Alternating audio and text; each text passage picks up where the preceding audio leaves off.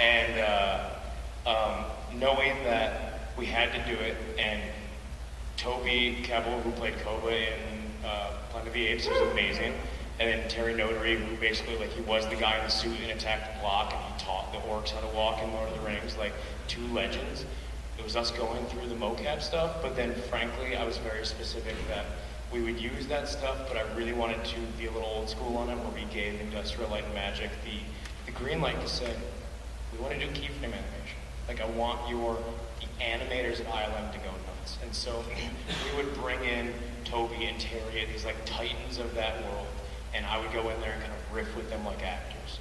So I'd say, you know, like literally, I would show Toby Kebbell the scene from Old Boy where he's chewing the squid, and it came Twizzlers, and they would and chew the thing up, and it would give ILM a reference. And some of the stuff in the movie is like straight up like what Toby and Terry did, and then a lot of it is ILM like really going nuts with keyframe.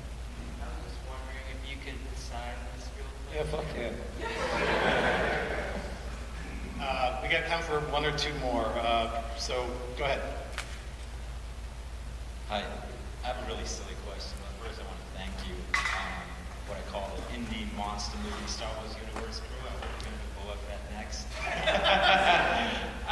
No, really thank you for putting this detail in, giving Brie Larson the camera, or arms and chains, and get slapped in the face with a skull crawler, tail walking away. Really silly question.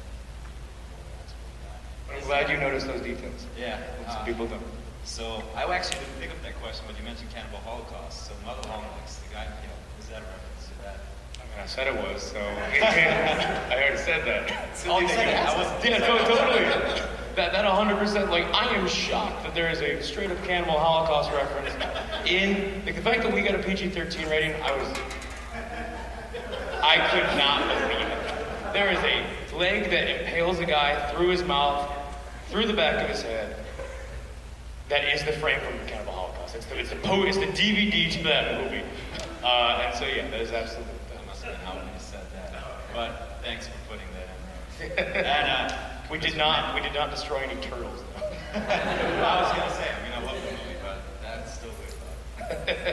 Thanks. Yeah. Hi. So I know that there's a lot of extensive camera movement and blocking in some of the scenes that you created. So when you're creating a scene that has a lot of that, kind of what's your process in creating that world that you create with the camera movement and blocking? I mean, a camera should move to reflect the emotion that you're trying to convey.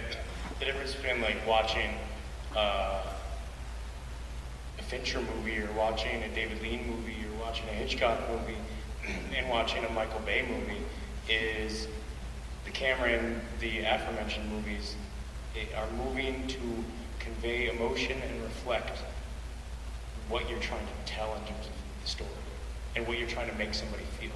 Whereas in a Michael Bay movie, it's just, always, it's crazy. So essentially a camera move loses its meaning at that point. And so you have to be considerate of that and decisive to make sure that when you're moving it, you're doing something that's affecting, like a push out, conveys something to your mind very differently than a pull out or a slide or a low angle or a Dutch. They all convey different things. And to me, I think we live in a time when like the technical craft of filmmaking is like falling by the wayside, and there aren't that many directors when you're watching you really like oh wow, that's like good technical filmmaking. And not to say that this is by any stretch of the imagination, but I also like to be fluid. I like to go in and have a plan. But like I said, I started working with like the Thomas Middleditches and the Kumail Nanjianis and like the people in Chicago, Second City, I.O. And so much of my background is improv based. And so I'll go in with a plan, but then I want to like move. I want to like figure it out in the moment. I want to like get in the muck and like find it. And like I love being on set with a finder, with my actors, and then finding that moment. And then something comes out that you can never plan for, and like, great, I want to like slowly slide into that. So it's just finding. When you do that, do you have a lot of collaboration with your DP, or do you kind of like have more of an idea and have them kind of try and fix what's going on? I'm a pretty hands-on guy for better or worse, and so yeah, I generally like anytime there's montage in the movie, like anytime Brie Larson has the camera, that's literally me with the camera on my shoulder, with like sort of dancing around with the actors, like doing like a ballet where I'm sort of like directing them and telling them to do stuff as they're moving around me. So I try and be as hands-on as possible. Are these the last, are you guys the last two? Is there somebody behind you? Last Just two of you. no, it's Okay, just okay. us. All right, you get the last two. Yeah, it'd be really Hey. mean if you were just No, like no, one more. We're done.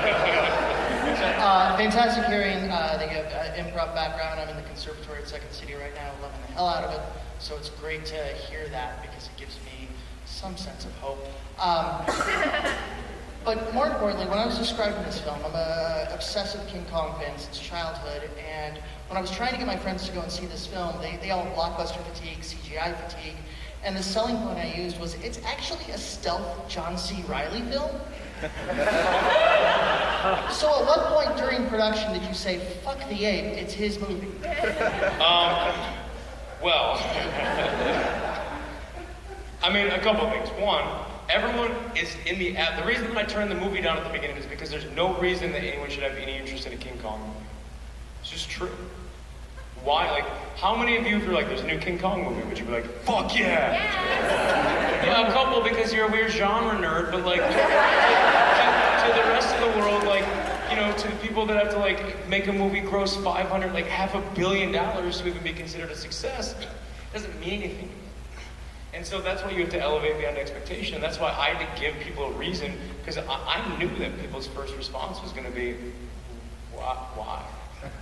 Why do we need another King Kong movie? Why is there another King Kong movie? John C. Reilly's thing, I mean, look, effectively the movie, like, make no mistake, the movie starts with John C. Reilly crashing on the island. It goes into his eye, takes you to Kong, and then at the end of the movie, it goes into Kong's eye and takes you to John C. Reilly. Like, it is bookended by him. So to me, it sort of is this movie about like a World War II pilot who crashes on the island, and then 40 minutes of other stuff happen, and then we pick back him. And we find him again. Part of it, that is a testament to how amazing John is as an actor, how much he brought to that role, how interesting the idea of... I mean, to me, much like Biagio in Kings of Summer, like John's character is the character that I can sort of channel my comedic voice through, and me and John just had... We were just simpatico. And we just had that level of trust where... Sometimes we would say, you can't do that here, like, because it's a crazy thing. He's like making jokes in the midst of people dying. But that's actually what makes it real in a weird way. That's actually what grounds it. That's what, I mean, you're an improv, so you know, like, you know, sometimes it's about making it small when it should be big and making it big when it should be small. And, you know, John's the man. I think it's a two-hander. I think it's John's movie. John is the human beating heart of the film. I think it still is essentially Kong's film, but make no mistake, John C. Reilly and Marlowe, like, are the human pathos of the film. Well, thanks for doing it and restoring a sense of childlike awe with a character that I'd kind of fallen out of love with this film. Great job. Thank you.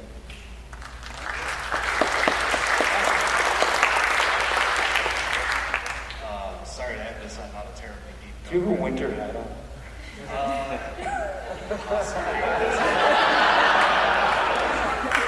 Cool.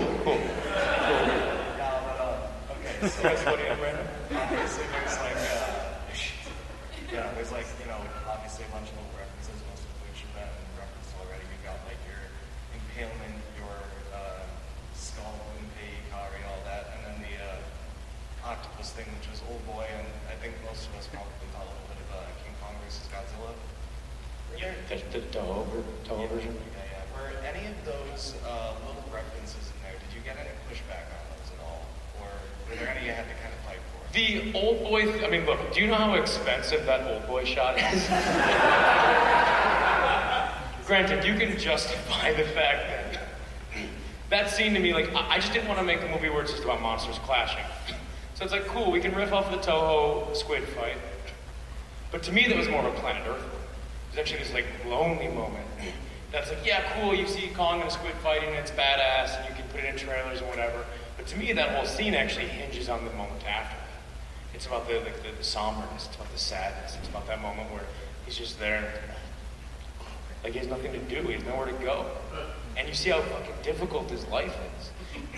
You know, and so there were things like that like, certainly they're like, you can't hold on and chew the squid for that long. I was like, I promise you when this is rendered, this is gonna be dope. When I set up a screening for Park Chan-wook in South Korea when I was there, and he just looked at me and was like, "Why did you spend so much money referencing my film?" He thought it was amazing. There's a bunch of stuff, frankly, that they didn't know. Like, if it was excessively nerdy, I just didn't bring it to their attention. There's a bunch of stuff that they probably still don't know is in this movie. It's sort of like a Where's Waldo of my childhood. Yeah. Thanks a lot. Yeah. Cool. You know, first and foremost, thank you for just reminding us that Kong isn't a bad guy. Like that's like a key thing. And I think that's a key thing for a lot of monster movies, is that a lot of times Frankenstein's not a bad guy. You know, like it's something a lot of directors have told me over the years is if you treat the monster like the hero of the film, that's really what opens up the film. And you could definitely Completely. done that, yeah. But look at any good villain throughout cinema. You go from like Hans Gruber to like Heath Ledger's Joker. You know, like the thing that makes those characters resonate with people is like people understand the chaos theory of Heath Ledger's Joker, and that touches a nerve. You know, and that's what unsettles people. That's what takes that character from being like a good supervillain to like iconic. You know, and so Kong is the responsibility of playing with it, where it's you're not just playing with like genre history. You're playing with film history. Like, I mean, like real talk. Can you guys all raise your hands and don't lie? How many of you have seen the 1933 King Kong? Don't lie.